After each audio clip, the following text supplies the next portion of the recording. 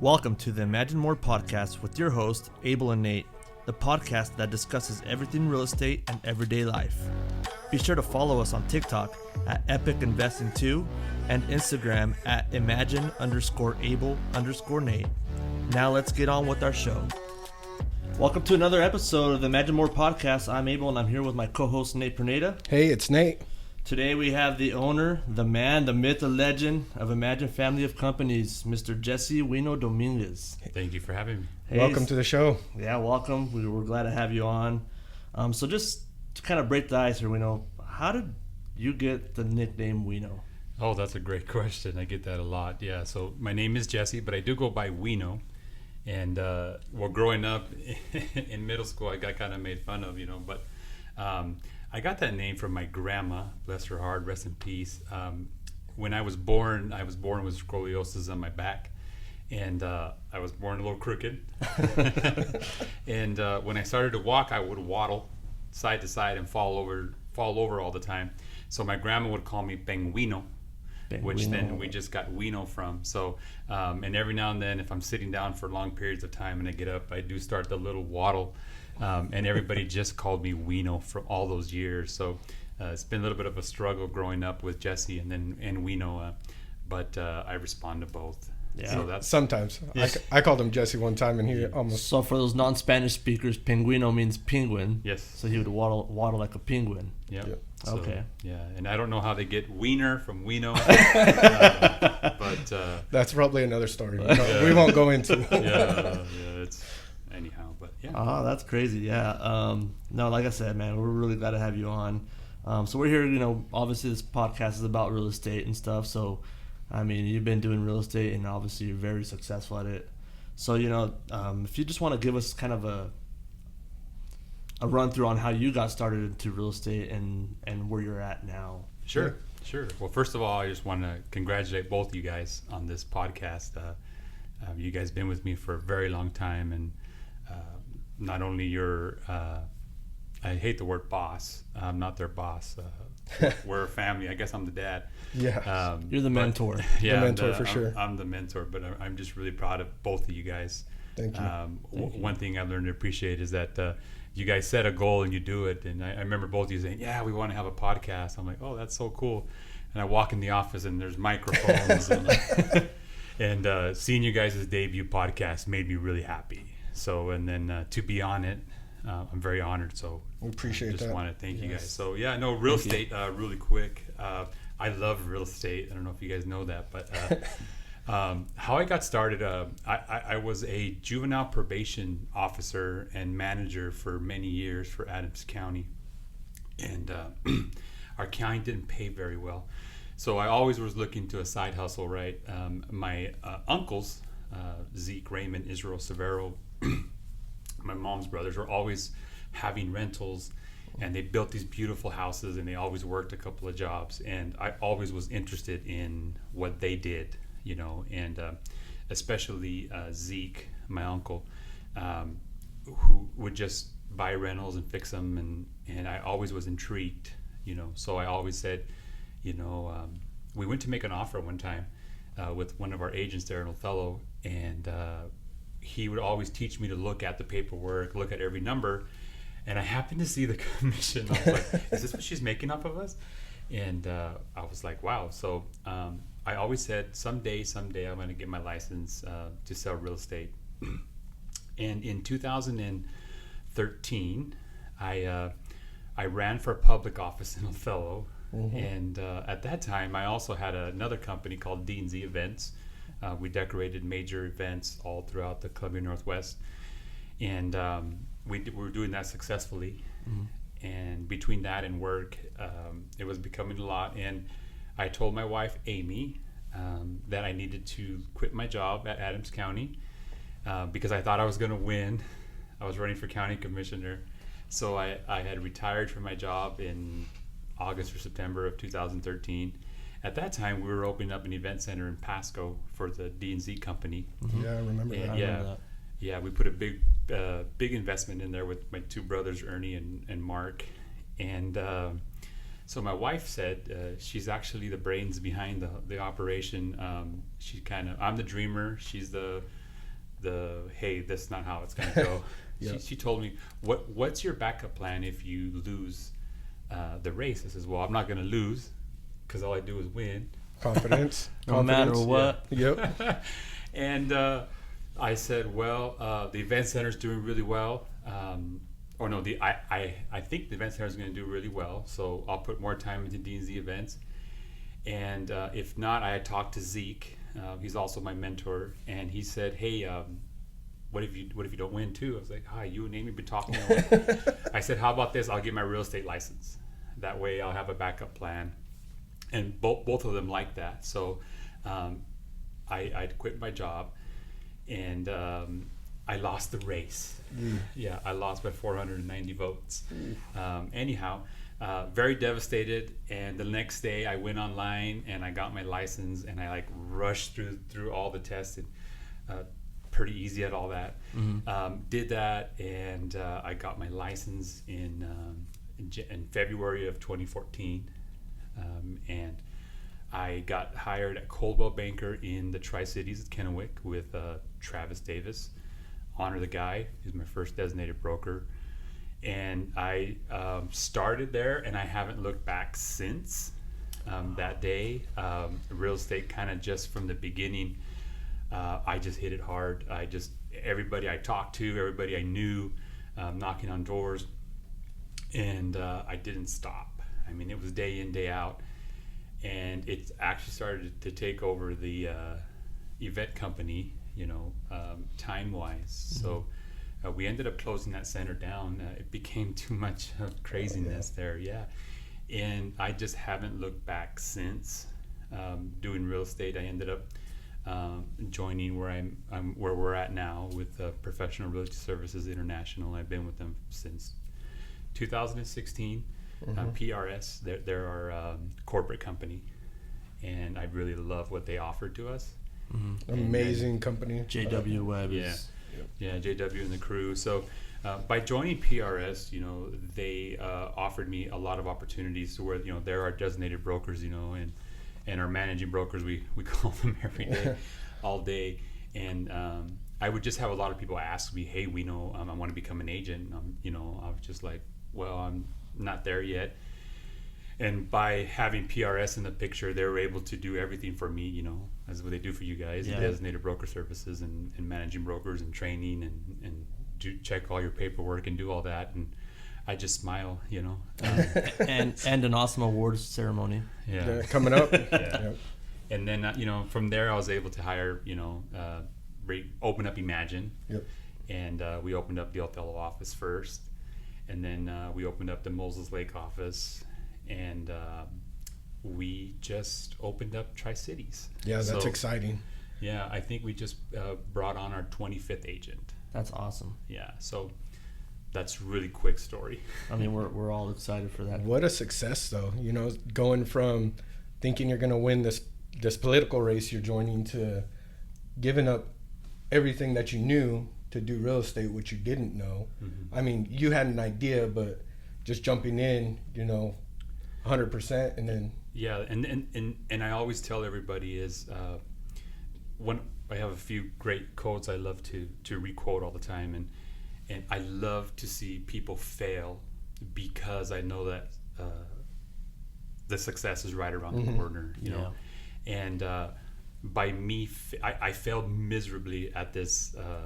Losing the race, and on a personal level, I went through a really, really hard time personally, terrible time. I mean, just felt this horrible depression, and I lost everything. We put all our money into the event center, and we spent everything, and nothing was there. I mean, we were on the brink of bankruptcy at that time, and it was funny because I'm also a man of faith. I go to church with you guys. So my wife and I decided at that point, we're going to give this to the Lord and really just give it what we have and just put our faith in Him and just try this real estate thing. And that next year, I tripled my income from the county, So if I didn't go through losing everything personally, in my job, financially, I don't think I would be that successful. Yeah. Because you learn, hey, I'll never do that again. And Yeah. so I feel you. You learn a lot through the trials, and a lot of the time without trial, there's no triumph. And your story is 100% on with it. And I think that's one of the things that I know for myself, I admire about you the most is knowing what you put out there, the risk you took. And then when that risk absolutely flopped, you still created something out of nothing. And that to me is something that is very admirable for sure. I love taking risks. It's definitely an underdog story. But you were talking about your uncles, and how they had these rental properties. How did they get to that? I mean, did they just work 9-to-5 jobs and get all this money and finally started buying properties? I mean, did they own trucking businesses? How did that come? One of my long-term goals is to write a book about my uncles, and they were like the real poor. Now our poor is like, oh man, I got a Coach, not a Louis. So my uncles, I mean, they were horribly poor. Their dad left them. Their mom was hospitalized. My grandma. Just sad story. They were put into different homes, separated into foster care, and I mean they just had nothing. The stories that you hear, I hear from them, are just it's mind blowing. But my grandma eventually got them all back, and she worked really hard, and they just learned from the beginning that they need to work, and they just work like there's no tomorrow, and they're very frugal. I mean, to this day. My uncles, they're I don't know if I should say it on the phone, but they're multimillionaires. Nobody knows. I mean, like I do, because I see all their paperwork, and they will haggle for $1 at a yard sale, right? or I can't go buy a pop at the gas station because my Uncle Zeke's like, no, we go to McDonald's. I got a coupon on my phone. Let me show you how it works. And so they just learned to work hard and save, and they would just buy one house, and then he'd work and he'd slowly live on a budget and pay it off, and then he'd buy the next house and do the same thing over and over. And it was just by working and saving and waiting for the right deal. I think us nowadays, we're always like, gotta go find a deal, gotta go find the next deal, gotta make, they're just very patient and very slow, and all of them were that way. And then my Uncle Israel, he's the more eccentric one. I lived with him for a few years while he started his businesses. I learned a lot about. He was the bigger risk taker, right? He wanted he'd walk into a store and see something he liked, and he said, "Wrap it up, I want it." And I was just like, how did he do that? And it's more the same thing. He really just went for it, took the risk, and he's like, I'm broke right now, but right now he has everything he wanted. So I think they all had different strategies, but it all went back to the work ethic. Yep. And That's awesome. I love to work. You guys know that. And so from them, then how did you get into doing investments? How did you start in that? Obviously, we know that you lost a raise. You're pretty, you were almost on the brink of bankruptcy. And then from there, obviously, you got your real estate license. At what point did you say, okay, now I'm going to start doing what my uncles? Sure.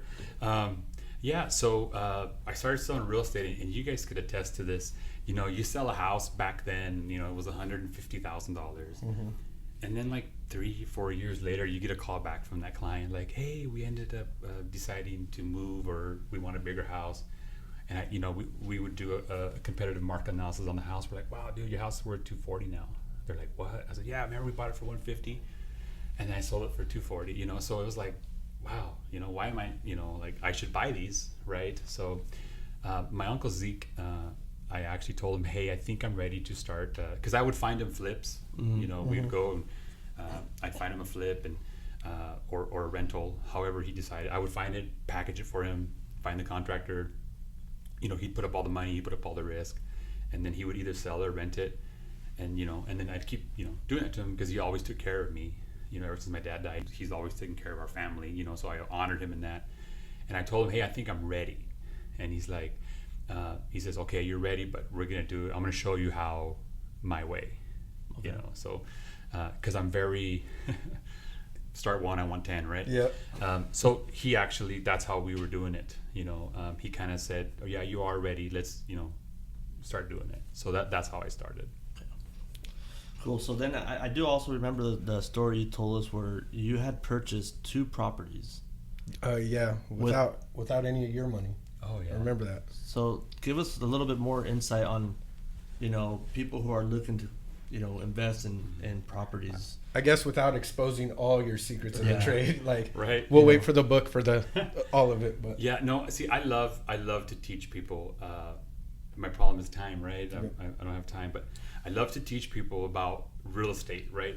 And not because I'm a salesman. I always tell them, hey, look, I don't need you to buy the house. I'm not trying to, sell you something. I sell a lot of real estate anyways, right? I'm not trying to be, whatever. But what I try to tell somebody is like, you look back at the data, right? My old job when I worked for the juvenile court is we started making data-driven decisions, right? And our big problem in juvenile court was the recidivism rates and the disproportionate minority confinement, right? So nobody could figure out the problem until we started running the data, right? So I'm very data driven in my own way. Mm-hmm. So if that same house I sold that house 3 years ago, and the appreciation was $50,000 or $100,000. There was even a time I sold the same house 3 times, and each time they made at least $70,000. Within a few years, right? Yeah. You guys seen what the market has done. Mm-hmm. Well, historically, you keep going back. In the Columbia Basin, the market's always steadily going up. We didn't see our huge increase until a year and a half ago, where we saw that huge appreciation. It was actually happening nationwide. Yeah. So what I noticed was I keep selling these houses more than what I sold them last time, mm-hmm. right? So, and I've read a lot of books that says, you tell me who you work with, or tell me who your friends are, and I'll tell you who you are. Same thing. Tell me who you work with. Well, I gravitate to older, smarter, richer people to learn, mm-hmm. right? The farmers, the business owners, and like I'll go on, like my wife be like, "You're so weird. Why are you going to dinner with these old guys?" One time I went with one of my buddies to Vegas to a concrete show. I hate concrete. I don't know anything about machines, but I went, right? And I learned more on the flight, on the ride home, at the dinner tables with these businessmen who own ground, than I have in any seminar that I paid $10,000 to be at, right? So one thing the guy said was like, hey, I'm driving this nice diesel truck. He said, I'm paying interest on the diesel on this truck. I was like, why are you doing that? He said, well, because I use my other money.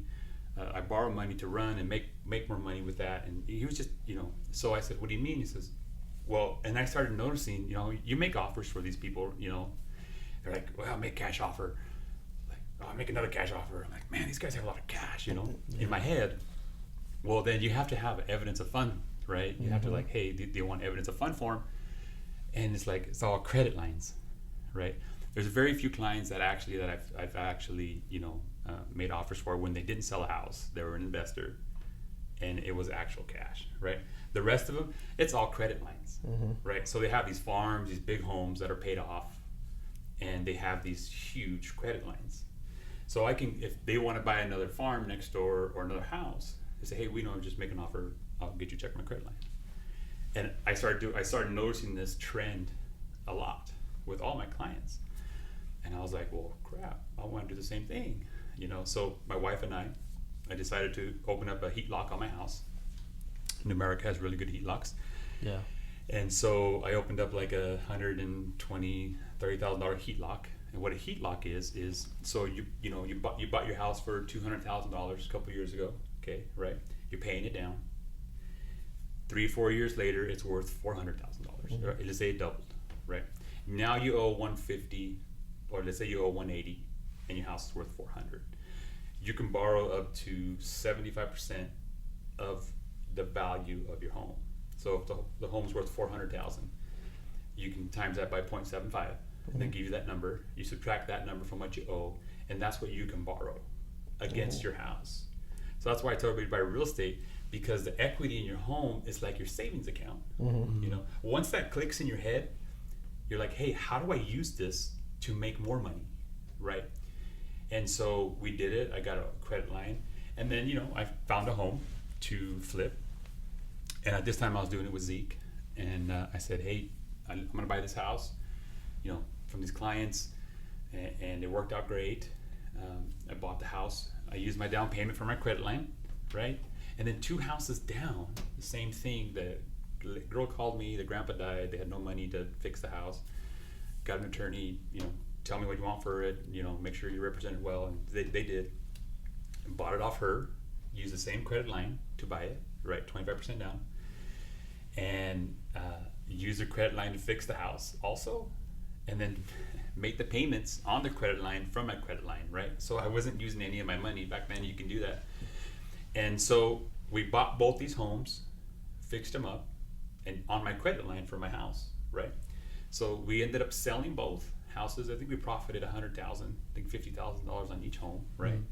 So I took that $50,000, my $50,000, and you could either do a 1031 exchange, and that could be another episode, right? Mm-hmm. We'll talk about that later. And I bought a rental right down the road for $153,000. Bought that rental, fixed it up, and I rented it, right?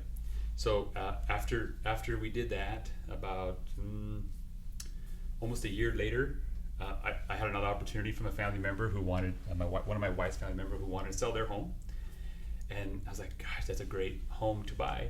So I did a cash out refinance on the first home that I bought. Mm-hmm. Used that money for the down payment on this house, and my rent I was still cash flowing barely on this first home. Mm-hmm. So now I own these 2 homes, right? I have equity in both with not a dollar out of my pocket. Wow, that's awesome. That's absolutely awesome. That's pretty crazy. And this from reading on different investor books and stuff like that, this is what a lot of people do and how they get their start. And eventually you're going to get big enough to where you have liquid if you want to use it. But the majority of them just reinvest on their investments. Now you think it's just people not having the knowledge of these HELOCs as why people don't do it, or is it more drive? I mean, why do you feel more people don't do this? Because I honestly think in the last 2 years, if you bought a house back in 2016, your house is worth a lot more now than what it was.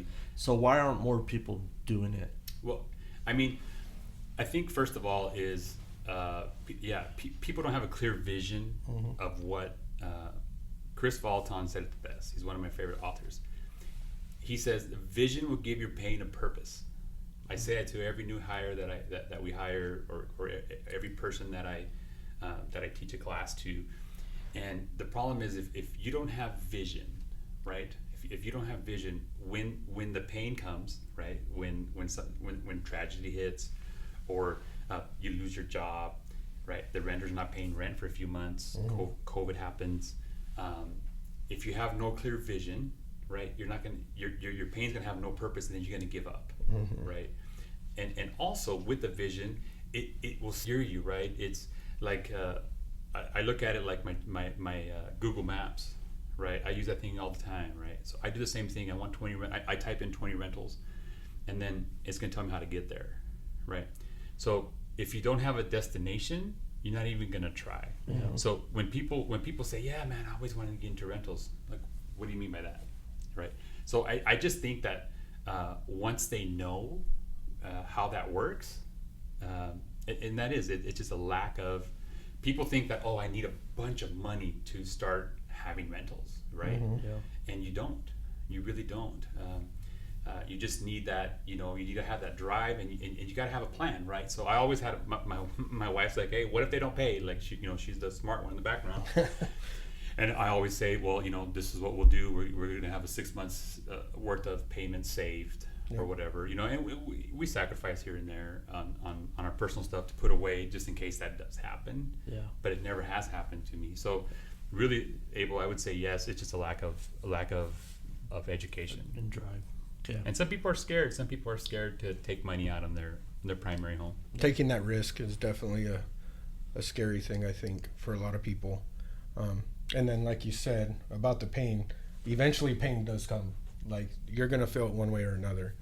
and it's whether you're willing to endure, I think, you know. Yeah. So yesterday we were sitting at church, and we had approached you about being on this podcast, and you pull out your calendar, and you're kind of like, well, and you're busy. You are a busy man. Yeah. So how do you? I mean, you do ministries at the church. Yeah, it's crazy. You do investments. You're the owner of Imagine. How do you balance all that? Family of businesses. So there's multiple businesses behind the Imagine name. I mean, you got your wife and your two, handsome sons. How do you? Does it ever get overwhelming? It gets very overwhelming, and I think I was put to the test last year. I represent the builder Paul's Verdes, and the housing was just nuts everywhere in Quincy, Old Velo. I think we had like 56. I had 56 pending at the same time. It was just super overwhelming. And I don't think anybody has it figured out. And if they do, I think they're lying to you. Yeah. But what I have learned is a few things. One is I'm willing at any second to let it all go for my family, right? Yeah. I'm willing to say, you know what, guys, this is great. I'm done. I'm going to go a different route. I'm going to sell off some of the companies because I just sneezed the other day and my kid is 13. Like, how did that happen? We went from this little kid, and early on with real estate, as you guys know, I only have one complaint. When somebody asks me, what's one thing you hate about real estate? I said, I only have one complaint, and that's it. Besides the normal stuff, that's just part of the job, right? But the actual complaint is, since I got my license in February of 14, I haven't punched out. When I worked for the county, as county employees, at 5 o'clock, I'm out. Not a minute passed. Call me, and you're going to pay me time and a half, right? And it was a tough transition from clocking out to clock back in, and I haven't clocked out since. And some people say, we know you're I see you on vacation here, or you see you on vacation there. I said, I would love for you to come with me on a vacation, right? People who vacation with me, you know who you are. They already know. They already expect, okay, when we get to the hotel, Weno's going to need a few hours to go and work. And then, hey guys, I'm going to stay back. I'm always on the phone. And then, how real estate happens, you have to distinguish a fire, and it ruins your day. Well, it ruins my vacation day. So you have to learn to live with all that, right? And I still don't, I haven't got used to that still, all these years later. Like, I would love to just punch out, right? But I can't because, my clients that's why they hired me, right? So you sit there and say, how do you balance it all, right? So my wife and I have to give her all the credit. She's the one that says, you're not going to work all day long. We're going to do stuff together with the kids, and I just don't care what, even if we have to sell everything. Yeah. So I know she will. So early on, I would take my kids to the open houses when they were young, and actually we had a great time. Yeah. Right. So they would hold the signs for me, and I just seen Richard take his son the other day in Tri-Cities, and it melted my heart. Right. So is learning how to integrate, to let your kids know that, hey, this is what dad does, dad and mom do, right? Because my wife works with me every day. And so in the beginning, it'd be like, hey, every time we sold a house and they went with me, we'd get them a hotel. We live in a hotel a little bit where I'm always in Moses Lake. Well, that got kind of expensive. And you can't write it off if it's 45 miles.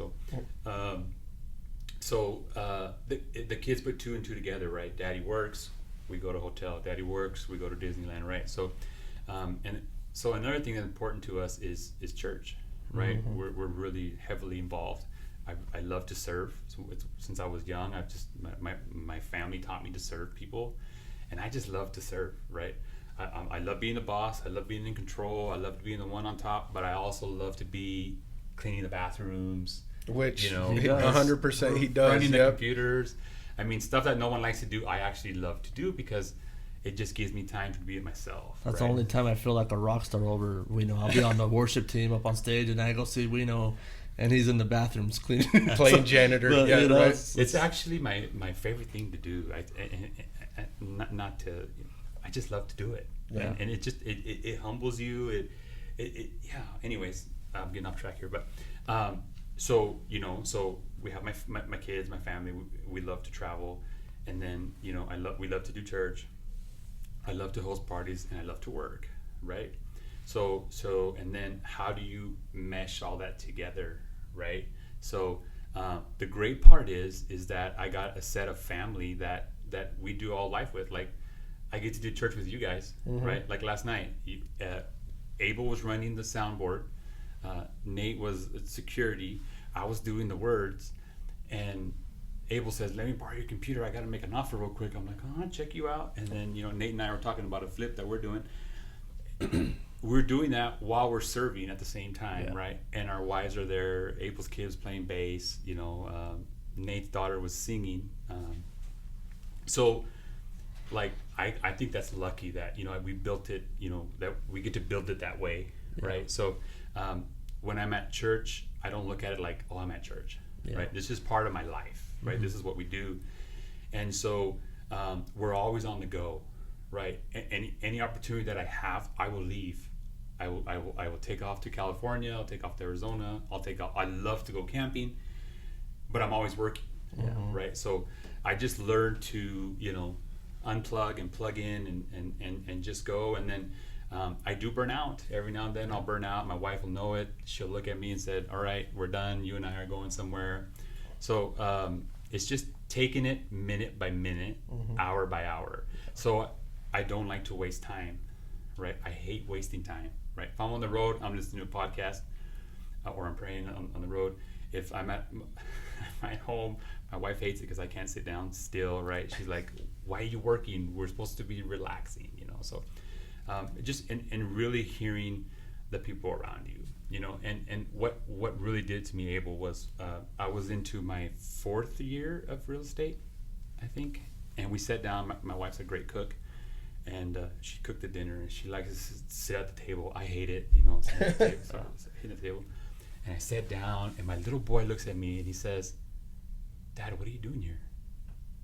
And I was like, "Oh," like a right to the heart. So I just got up. I went to the garage. I'm not an emotional guy. You guys know that. I don't say the L word. I don't like to hugs, and if I do side hugs. The L word.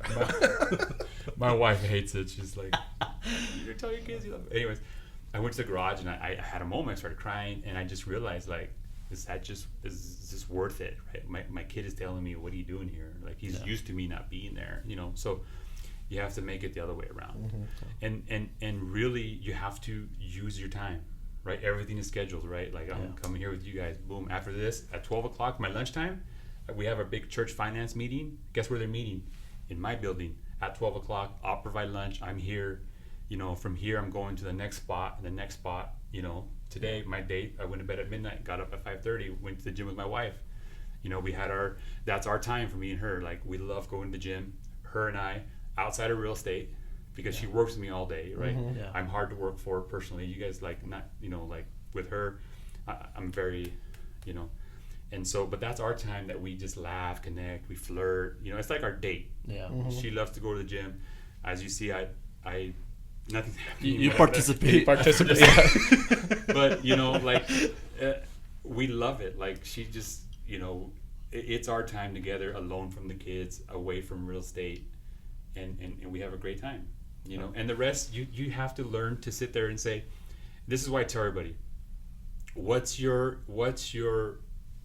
ROT, right? What's your return on time, right? So, like, I used to love to cut the yard, right? Straightest lines, the greens line. I got the best green lines there is, right? It took me like an hour and a half, right? By the time I did everything, then you get the edger, the blower, 2 hours. Like, every week I'd cut the yard, and I'm like, man, I could have sold a house in these 2 hours, right? Or I could have found another property. I could have talked to an agent. So I hired somebody to cut the yard. My wife's like, mira nomás, you hired somebody to cut the yard? I was like, well, yeah, I can sell a house in that time, right? So it's okay to back away from those things and pay somebody, because I know that I'm going to make more, my time is more efficient somewhere else, right? And you have to look at that in everything, right? Like, as you get bigger, you're like, wow, I'm going to have to hire somebody. I brought on transaction coordinators. I had to pay way more money out of my transactions, right? But it's so worth it because I can do more. Yeah. Right. So like, open up another office, in the Tri-Cities. I had to give up some ownership, So you have to learn to give, to say so every decision that I make,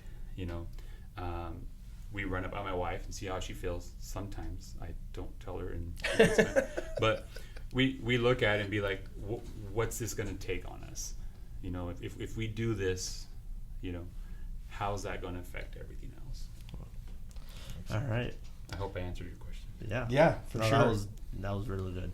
So just to finish off the show with one more question, being the owner of Imagine, where do you see Imagine going in the future? Oh man, that's a great question. I am so excited. In the beginning, I didn't want to have such a big agency because I always wanted to keep that family atmosphere, right? Because real estate's cutthroat. For everybody who's watching that does real estate, it's cutthroat.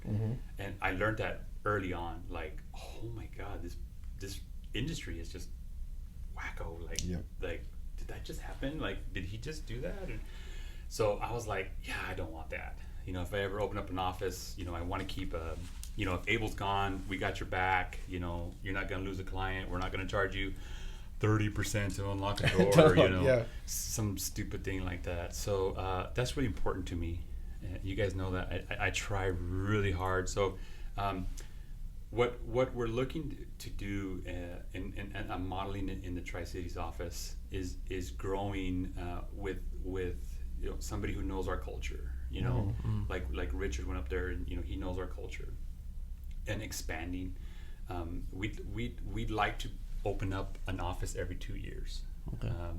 It is our goal, but without sacrificing service. Yep. Right? We want to keep serving our agents. And the great thing is that PRS does a lot that for me, so I don't really have to do a lot. But also, we'd love to open up, and this has been going on for a while now, is the first all-Spanish brokerage, where everything's in Spanish. I know the contracts are in English, and that might have to stay that way. But our focus in the Columbia Basin, in the Tri-Cities, and the Lower Valley, is to have all Spanish-speaking agency, so that the clients really understand, the process and what they're doing, and that's really exciting for me.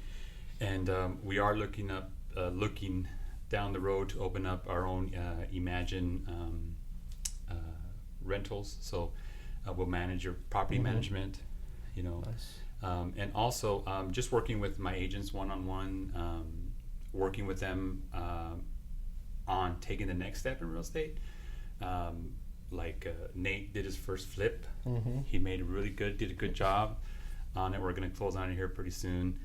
We did some investments with Rob, and so and I know some other agents have really want to go into the investment space, right? So seeing where that takes us with the Imagine brand, with renting or flipping and rentals, and also opening up some other aspects of the deal with real estate. We're looking to open up Imagine Insurance. It's in the process of in the search, what do you call it, research stage. And some other companies. We'd like to open up 4 other companies that are related to Imagine. Okay. So giving them more opportunity to, maybe our own hard money brokerage in-house, but not all at once. Yeah. So, I really keep it also agent focused. So my agents could also, help with the property management. They could also broker hard money if they need to down the road, and also sell insurance. Yep. Cool. All right, Nate, anything that you want to add? Any questions? No, I think that pretty much covers it. I'm loving the vision, seeing where Weno started to where he wants to be. It's inspiring. It's great to have a mentor like that. Really, we appreciate you and Amy, and you guys have taught us a lot. We've learned a lot from you guys. Personally, I wouldn't be where I'm at today if it wasn't for you guys. You guys have taught us a lot. You really kind of just took us in as your, almost like your kids, really. And, we appreciate you guys and we honor you guys. So Thank you. thank you for being on the show. And that's all the time we have for today. Tune in next week for another episode. But this is it for this week. All right. See you See guys. ya. Thank you for tuning in to the Imagine More podcast with Abel and Nate, the podcast that discusses everything real estate and everyday life. Remember to follow us on TikTok at Epic Investing 2 and Instagram at Imagine_Able_Nate. Be sure to tune in to our next episode. Until then, stay great.